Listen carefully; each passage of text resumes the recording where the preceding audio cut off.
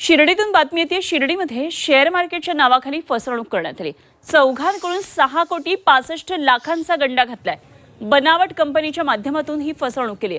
जास्त परतावा मिळण्याच्या आमिषानं ही फसवणूक झाली आहे। संगमनेर इथं चौघांनी मिळून शेअर मार्केटची कंपनी तयार केली।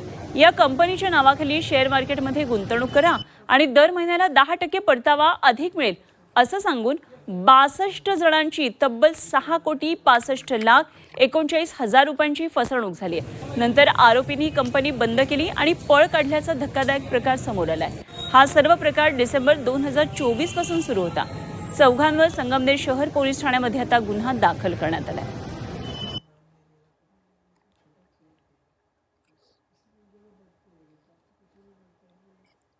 शेअर मार्केट मधील गुंतवणुकीद्वारे जादा परताव्याचे आमिष दाखवले गेले आणि त्याद्वारे त्यांची फसवणूक झालेली आहे आणि अशाची फिर्याद दाखल आहे।